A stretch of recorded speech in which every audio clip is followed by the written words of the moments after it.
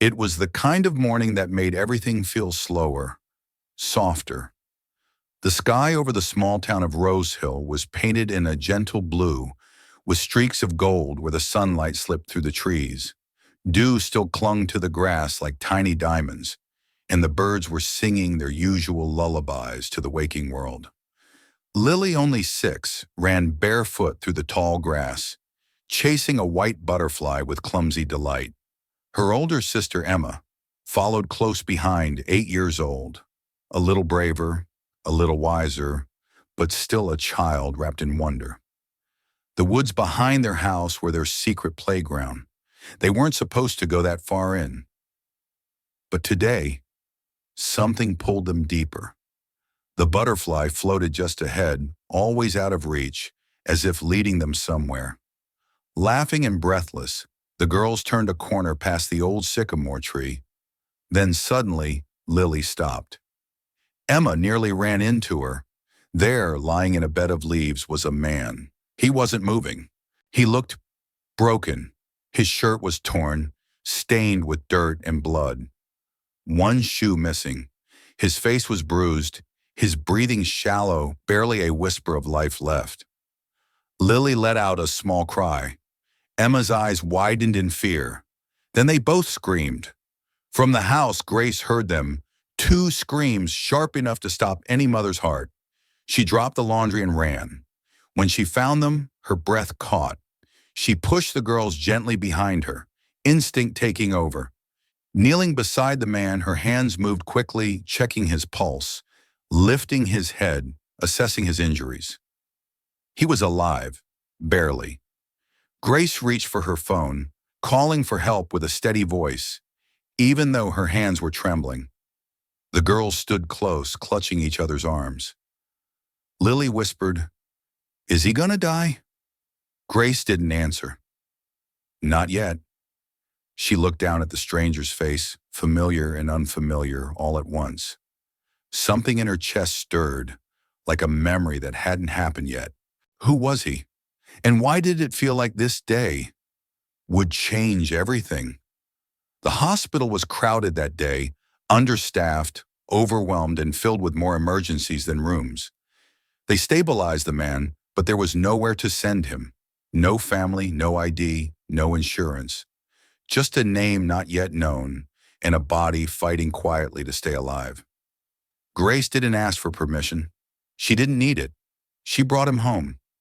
He lay motionless in the guest room, the same room her late father once stayed in during his last days.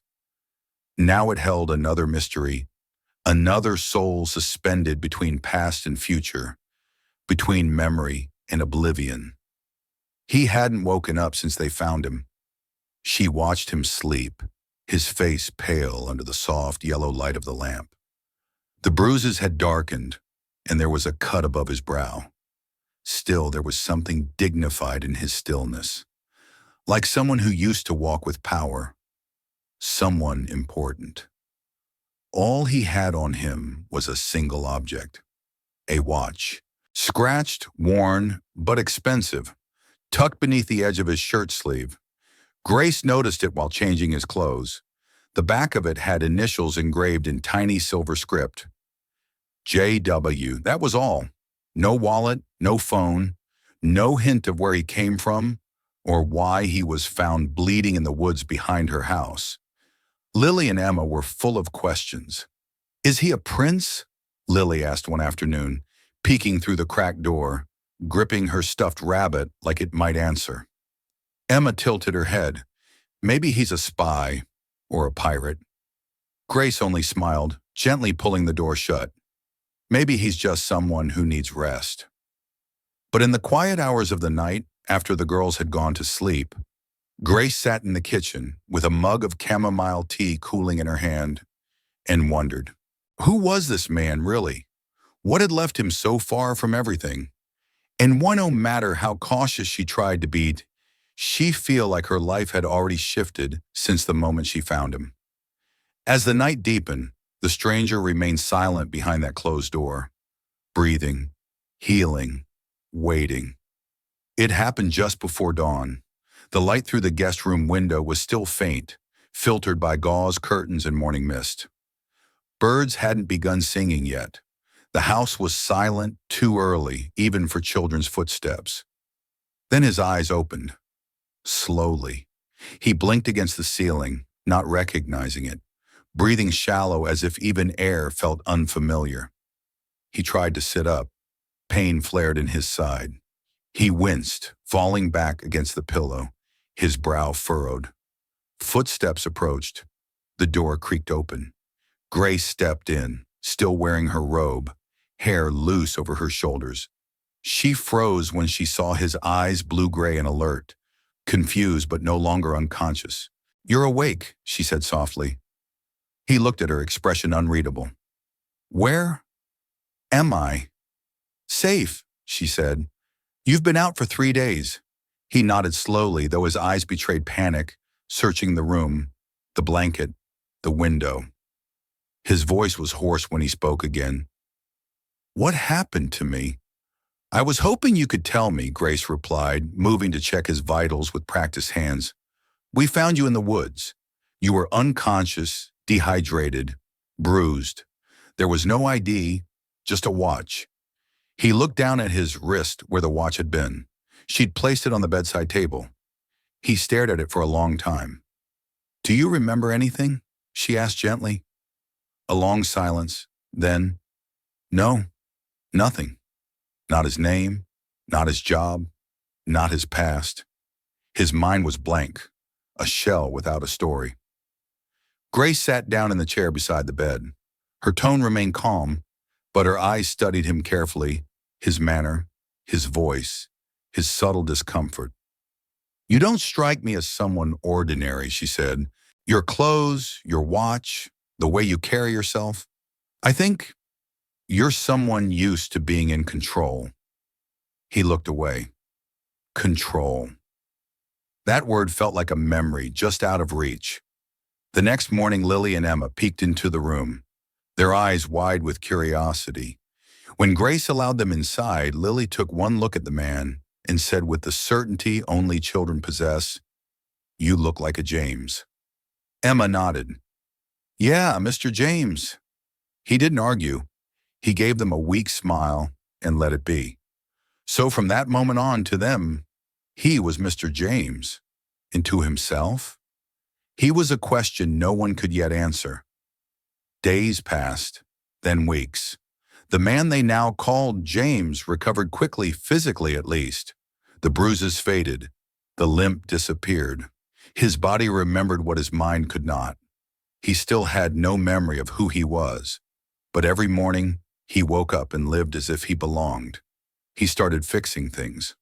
First, the porch steps, which had creaked for years without complaint. Then the wobbly kitchen cabinet, the screen door that stuck, the old faucet that leaked. He didn't ask. He just noticed and fixed. He chopped wood, cleared leaves, and tightened screws with the quiet precision of a man used to solving problems. At first, Grace watched from a distance. She didn't stop him, but she didn't let herself trust it either. Men had walked into her life before. None had stayed. None had ever truly seen her, not past the surface. So she kept her eyes open, her heart closed just in case. Still, she couldn't deny the change. There was laughter in the house again. The girls adored him. In the afternoons, they'd sit on the front steps while James read from old storybooks, using different voices for the characters. Pausing to explain big words Emma pretended not to know. Lily fell asleep on his shoulder once. He didn't move for an hour. In the evenings, he helped Grace cook. Nothing fancy, simple meals, warm food, shared silence. And when Grace caught him humming softly while slicing vegetables or stirring a pot, her chest ached with something she didn't want to name. It felt like family. One night while they were cleaning up dinner, James paused and looked around the kitchen, the chipped tile, the hand-painted magnets, the kids' drawings taped to the fridge. "This all feels familiar," he said. Grace glanced at him. "Familiar how?" "I don't know," he admitted. "Like I've done this before. Like I'm supposed to be here."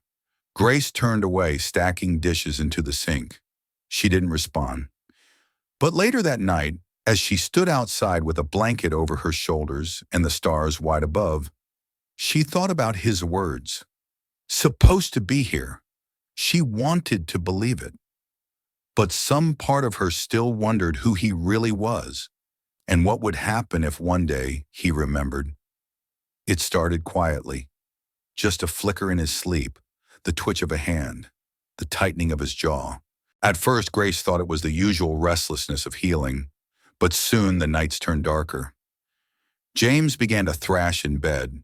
The dreams came in fragments, scenes without sequence, sound without meaning, flashes of a polished boardroom table, a voice yelling, his voice, people turning away from him, a glass shattering, a car swerving on a rain-slicked road, brakes screaming, a woman crying, and blood, so much blood. He would wake up gasping, drenched in sweat, his hands trembling as if they'd just let go of something they were never meant to hold.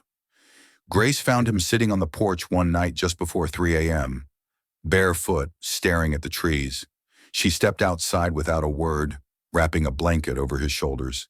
He didn't look at her. "I don't sleep much," he said, voice rough. She nodded, folding her arms. "Memories? Maybe. Do you want to talk about them?" He hesitated, then shook his head. "I don't think I was a good man," he said quietly. Grace studied him, this man who laughed with her daughters, who fixed her home, who never raised his voice, never asked for anything in return. "You don't know that. I feel it." He stood slowly, as if his body weighed more than it should, and went back inside. Grace remained on the porch, staring into the woods where they'd found him. There was something in his eyes lately, something cracked. He was holding something in, and she could feel it pressing against the edges of whatever peace he'd built here. Still, she didn't press him, not yet, because she knew this much. The past has a way of returning on its own, and when it did, she'd need to decide whether to fear it or face it with him. It was a quiet night. The girls had fallen asleep early, curled up together on the couch under a blanket, a half-finished puzzle still scattered across the coffee table. The house smelled faintly of chamomile and lemon balm, Grace's usual evening tea. She poured 2 mugs. James sat at the kitchen table, thumbing through a worn book he'd found on the shelf, half reading, half pretending to. His mind had been restless lately. Sleep came in pieces, and peace came in even shorter supply. Grace handed him the tea and sat across from him. No words at first, just silence, soft and safe. Then out of nowhere, her voice cut gently through the quiet. "Emma was 2 when he left." James looked up. "My husband," she added, like it still tasted strange to say it. "He said he wasn't ready, that he didn't want to be a father anymore." Her fingers wrapped around the mug, holding the warmth. "I waited a while for him to change his mind. Thought maybe he just needed space. Thought maybe I had done something wrong. But he never came back. Eventually, I stopped waiting." James said nothing, but his eyes held steady on her. "I've worked 2 jobs since then," she continued. "Nursing at the clinic in the mornings, cleaning houses in the evenings. There were months when I didn't know how we'd make it, and days I couldn't even afford to cry." She smiled softly, not bitter, just honest. But somehow the girls grew up happy. They laughed more than I ever did, and I still get to come home to them, tuck them in, listen to their dreams. That's more than I ever thought I'd have. James felt something shift in his chest. Not pity, not admiration. Something quieter, deeper, like respect, wrapped in longing. "You're strong," he said. Grace met his gaze. I had to be. He didn't know what to say to that. He thought about the flashes in his dreams, the glass walls of office towers, the coldness in his voice, the decisions made without conscience. Whatever life he'd lived before, it hadn't taught him strength like hers. He looked at her differently now. not just as the woman who saved him, but as someone who had built a life from the wreckage. Someone who had chosen kindness even when the world gave her every reason not to. He didn't understand the pull he felt toward her, but he knew this much. He wanted to stay, even if he still didn't know who he was. He was beginning to know what kind of man he wanted to become. Miles away from the quiet little house in Rose Hill, the city was in chaos. Boardrooms buzzed. Phones rang without pause. Headlines screamed across every screen. Jonathan West missing, Westbridge CEO gone without a trace. The face in the news was sharp, chiseled, intimidating. The kind of man who belonged in suits tailored to power, with a gaze that cut straight through negotiations. 2 weeks ago, he vanished. One moment, he was driving back from a late meeting. The next, nothing. No trace. No witnesses. His luxury car was found totaled near a wooded highway. The police called it a freak accident, a high-speed collision. But the passenger door was open, and he was gone. The board at Westbridge Holdings scrambled. Shareholders panicked. Rumors spiraled. A breakdown, a staged disappearance, an inside job. But none of that mattered here, in this small, quiet home just outside the edges of the world that once knew him. Because here, Jonathan West didn't exist. Here, he was just Mr. James, the man who fixed the porch, who read bedtime stories, who stirred soup while humming under his breath. Grace didn't watch the news. She rarely had time for it. Her mornings were filled with school lunches and schedules, her nights with chores and stories and sleep. And James? He hadn't looked at a screen in weeks. He avoided mirrors, avoided questions. The few flashes of memory that returned came without context.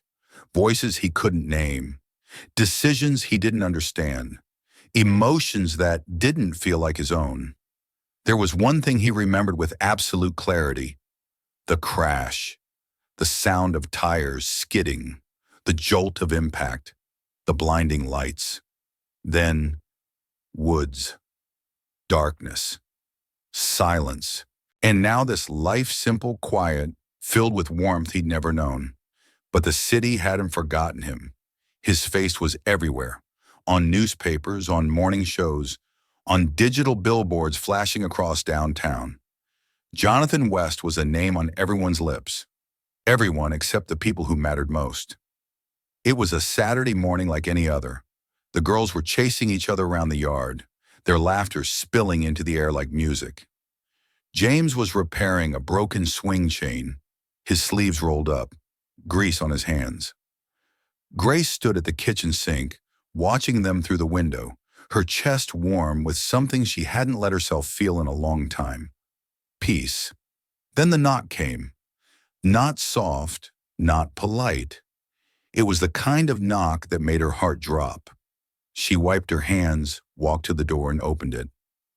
He was standing there, Jason, her ex, the man who walked away 6 years ago without looking back. The man who hadn't called, hadn't written, hadn't cared. Until now, he looked exactly the same. Same cocky smile, same coldness in his eyes. Except now, there was something else too. Entitlement.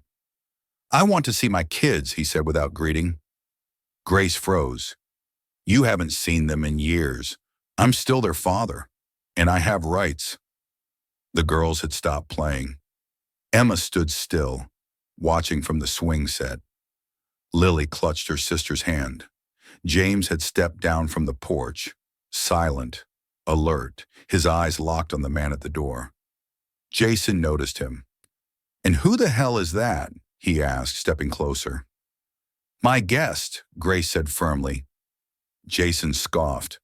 "Figures. You let some guy move in and suddenly I'm the bad guy?" "You were the bad guy long before he showed up," she snapped, her voice sharp, her hands shaking. Jason's voice rose. "I'm not leaving without them. I'll go to court. I'll drag you through it if I have to. That's enough." The voice came low, calm, but final. James stepped forward, placing himself between Jason and Grace. Not aggressive, just present. Solid. Grounded. "I think you should leave," he said. Jason laughed. "Or what?" James didn't flinch. "Or you'll have to answer for what you abandoned and what you're trying to take now." His voice wasn't loud. It didn't need to be. It carried weight. Jason looked at him again, really looked this time, and something in him hesitated. Just enough. He muttered something under his breath and turned toward the truck parked down the road.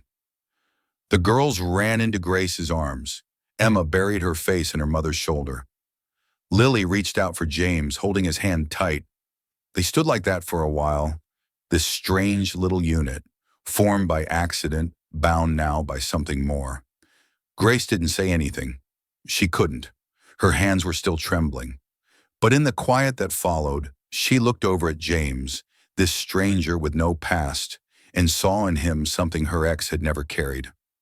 Safety. And for the first time in years, she allowed herself to breathe again. It began with flashes small, disjointed, like scenes from a dream someone else had. A long table, suits, a sharp pen clicking between his fingers, a contract pushed across smooth glass, a woman dark eyes colder than her smile, betrayal just beneath her perfume, a fight, loud voices echoing through a high-rise office, rain against a windshield, headlights, screeching brakes. Then silence, darkness, Grace. James sat up in bed, gasping. The dream was fading already, but the feeling lingered, like smoke after fire. He couldn't explain why, but everything inside him was unsettled. He didn't tell Grace. He didn't want to worry her. Didn't want to admit he was scared of what he might find if he kept digging. But something inside him had shifted, and he needed answers. That afternoon, he walked, past the edge of the woods, past the last of the gravel roads, into the heart of town. It had been weeks since he'd been anywhere near a screen. Grace didn't keep a television on. The radio played only music. The world had shrunk into the safety of their little home. But now the world returned, with one glance at a newsstand outside the town's only diner. His breath caught. There on the front page of a folded newspaper was his face. Not as he knew it now, but cleaner, colder, wearing $1,000 suit and a look that didn't belong to the man he'd become. Above the photo, bold print screamed, "Jonathan West, still missing." The paper shook in his hands. Jonathan. That name slammed into his chest like a memory with teeth. He read every word of the article, heart pounding. CEO of Westbridge Holdings. Gone 2.5 weeks. Car found wrecked. Speculation of foul play. Company stock crashing. A board divided. And beneath all of it, a single terrifying truth. He hadn't just lost his memory. He had walked away from an empire. James Jonathan stumbled into the alley behind the diner, breathing hard. The world tilted. Who was he? Who had he been? And what had he done to end up in that forest, alone, broken, hiding from his own name? He thought of Grace, of the girls. He thought of the man he had become in that small house. And for the first time since waking up, he was afraid to go back. The sun had already begun to set by the time he walked back. His feet felt heavier with every step. Each passing tree reminded him of the moment he was found unconscious, anonymous, innocent. But that version of him was slipping away now, like fog burned off by daylight. He didn't knock. He stepped quietly through the front door, into the warmth of the home that had held him. Grace was in the kitchen wiping the table, her hair pulled back, sleeves rolled up. The girls were upstairs. The house felt safe, and for the first time, undeserved. She turned when she saw him. "Hey," she said, smiling softly. "You disappeared." "The girls, I need to talk to you," he interrupted gently. The smile faded. She set the towel down. They stood in silence for a moment, something shifting between them. "I remember," he said. Her eyes narrowed, searching his face. "What?" I know who I am, who I was. He swallowed hard. My name isn't James. It's Jonathan West. The name hung in the room like a storm cloud. Grace blinked slowly, like it took a moment to register. Jonathan West, she repeated. The man in the news? He nodded. The CEO? Yes. She sat down without a word. He remained standing. I was driving after a meeting. I lost control. I was supposed to be someone important, someone powerful. But the truth is, I don't think I ever earned any of that.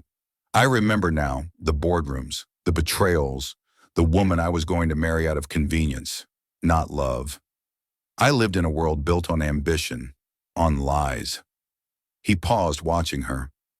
I don't know how I ended up in those woods. Maybe I was running. Maybe part of me wanted to disappear. All I know is, when I woke up here, everything felt different. You, the girls, this house, it made me want to be someone else. Grace's expression was unreadable. And what now, she asked, her voice quieter than he expected. Was all of this just an escape? No, he said quickly. It was real. More real than anything I've ever known. But I couldn't keep lying to you. Not after everything. She stood, arms crossed now. Her walls were up. The softness in her eyes had hardened. So the man I let into my home, my life, my children's hearts, was a billionaire CEO with secrets and a past he didn't share. He didn't respond because she wasn't wrong. Do you even know what you want now? She asked. Or are you just here because it's convenient? He looked at her, eyes filled with something deeper than regret, remorse, gratitude, longing. I'm here because, for the first time in my life, I don't want to run, but Grace didn't answer. Not yet. Because right now, all she could feel was the weight of everything she didn't know, and everything she had started to believe might finally be true. The city hadn't changed. It was still glass and steel, speed and noise, power dressed in expensive suits, moving through revolving doors with coffee in one hand and deadlines in the other. The world Jonathan West had built for himself was still standing, but when he stepped back into it, it felt like a stranger's life. The boardroom was just as he remembered, long, polished, sterile. Faces he once commanded now watched him with veiled curiosity, a mix of concern and calculation. He gave them what they needed: updates, reassurances, a firm tone. But behind his voice was a man barely holding it together. His penthouse was worse.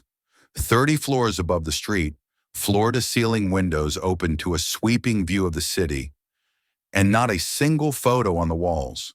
No laughter in the corners, no warmth, just silence and surface. The kitchen was spotless, because no one had ever cooked there. The bed was perfectly made, because he hadn't touched it in weeks. Everything was still his, but it no longer felt like him. He tried to pick up where he left off, answering emails, reviewing reports, holding meetings, but nothing connected. The words felt hollow, the titles meaningless.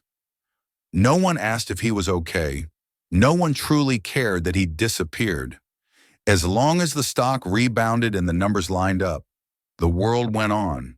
And that was the moment he realized he hadn't just left the city, he had escaped it. That little house in Rose Hill with the cracked porch and the scent of cinnamon in the kitchen, that was the first place he'd ever truly felt alive. With Lily's drawings on the fridge, Emma's questions at bedtime, Grace's quiet presence beside him, strong and unwavering. They hadn't asked for anything from him, no title, no wealth, no performance. They just accepted him. And now, sitting in his $1 million penthouse with a view that meant nothing, Jonathan West finally understood. He didn't belong here anymore. He never really had. The house felt different without him, quieter, not just in sound but in spirit. Grace had thought his absence would bring clarity. Instead, it brought echoes. The girls asked every day, "When is Mr. James coming back? Is he okay? Did we do something wrong?" She gave them soft answers, half-truths wrapped in motherly calm. He had things to take care of. He's safe. No, sweethearts, you did everything right. But when they weren't looking, she stared out the kitchen window just a little longer than usual, hoping, dreading, wondering. At night when the girls were asleep, she sat with her tea in the silence he'd left behind. The mug felt heavier now, the table wider. She opened her phone, scrolled through the photos she hadn't been ready to delete. There was one of Lily asleep on his shoulder, Emma giggling at a book he'd read with silly voices. Another of him fixing the porch, sleeves rolled up, wood shavings in his hair. And then one she'd taken without him knowing. He was standing at the stove, cooking eggs while humming to himself, sunlight catching the edge of a rare, quiet smile. He hadn't known who he was then, but he had looked more whole than most people she'd met. She leaned back, thinking about all the small things he'd done, the broken doorknob he fixed without being asked, the night he stayed up with Emma through a fever, the way he looked at her not like a woman to impress, but like someone he respected deeply. Had it all been fake? She didn't think so, because if it was, he wouldn't have told her the truth. He wouldn't have walked away when staying would have been easier. Grace had spent years building a life from the ashes of someone else's choices. She had learned to expect disappointment, to stand alone. But this man, Jonathan or James or whatever name he carried, he hadn't taken anything from her. He'd given, and now that he was gone, she realized something quietly, painfully true. She missed him, not just for the girls, but for herself. Maybe he really had changed, or maybe, just maybe, he'd never had the chance to be this version of himself before. It was a quiet morning. The sun had just started to warm the porch, the kind of golden hour that made everything feel softer. The girls were still asleep, and Grace, coffee in hand, stepped outside to breathe in the stillness. She opened the mailbox, expecting bills, maybe a flyer. But there, resting on top, was a single envelope. No return address. Just her name in handwriting she recognized immediately. Grace. Her hands trembled, just a little as she opened it. Inside was a letter, handwritten, raw, honest. She sat on the steps and began to read Grace. I don't know if this letter will make it to you before you forget me. I wouldn't blame you if you did. I came into your life a broken man literally and otherwise. You found me when I didn't even know who I was, and somehow you didn't turn away. You opened your door. You trusted me. You and the girls gave me something I didn't know I was starving for, a place to belong.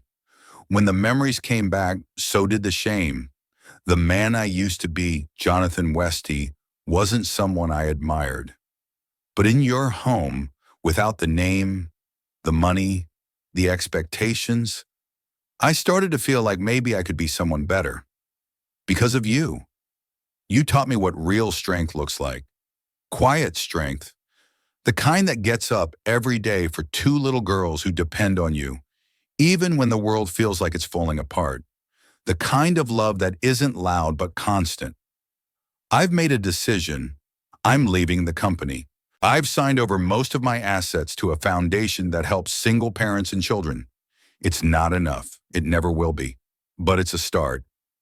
I'm starting over, somewhere quieter, somewhere honest, and I want to do it with you, if you'll have me. No expectations, no pressure, just a man who fell into your life and never quite found the will to leave. I'll be waiting. Not forever, but long enough to prove I mean it. By the time she finished, Grace was crying. Not the broken kind of cry she learned to silence over the years, but the kind that cracked something open, the kind that felt healing. She folded the letter carefully, pressed it to her chest, and whispered almost to herself he didn't forget. Behind her, the girls stirred upstairs. Birds sang somewhere in the trees. And in her heart, something shifted. A door she thought was closed slowly began to open. It was just past sunset when Grace heard the crunch of gravel outside. No fanfare, no engine roar. Just the slow hum of a second-hand truck rolling to a quiet stop. She didn't move right away.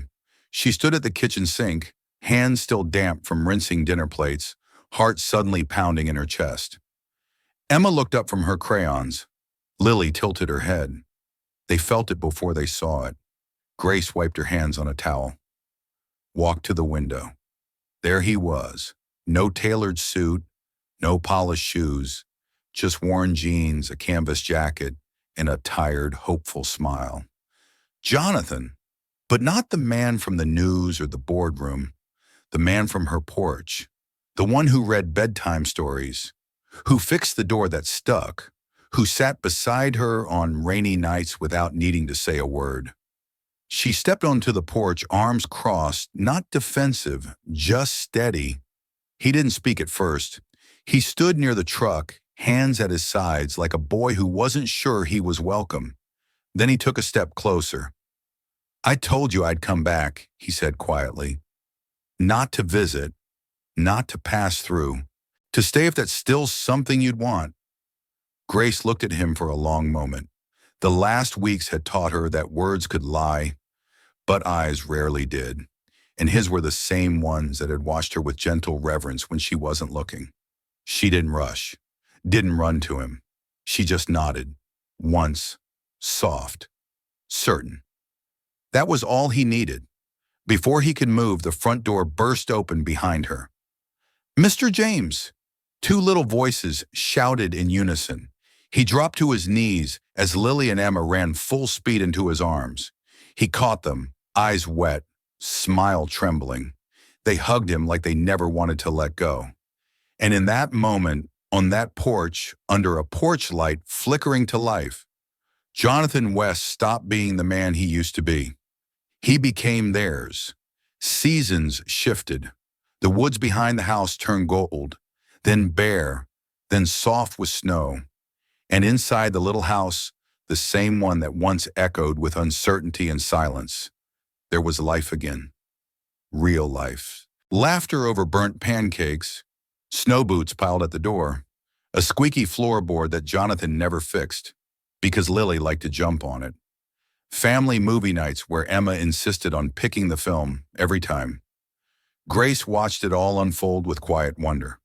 Some mornings, she'd wake before everyone else, make coffee, and sit at the window, watching the steam rise, listening to the sound of his voice in the next room, reading, humming, laughing with the girls. And she'd think, this is what healing looks like. Not fireworks, not perfection, just peace. One quiet winter night, snow falling like ash on the pine trees, Jonathan asked her a question. There was no crowd, no spotlight, just the two of them in the kitchen, hands dusted with flour, kids asleep upstairs. He didn't kneel. He didn't give a speech. He just looked at her, a simple ring in his palm, and said, "I want to spend the rest of my life earning this." Grace didn't cry. She smiled, soft, true, and whispered, "You already have." Months later, on a warm spring morning, Lily ran into the kitchen and tugged on his sleeve. "Dad," she said without thinking, "can you help me with my shoelaces?" He froze, just for a second. Then he knelt down, tied them slowly, and smiled through the sting in his eyes. Grace watched from the doorway, said nothing, just slipped her hand into his when he stood. Because some love stories don't start with sparks or fate. Some begin in the wreckage, slowly, quietly, beautifully, with two little girls chasing a butterfly and a broken man who finally stopped running. Not a happy ending, the beginning.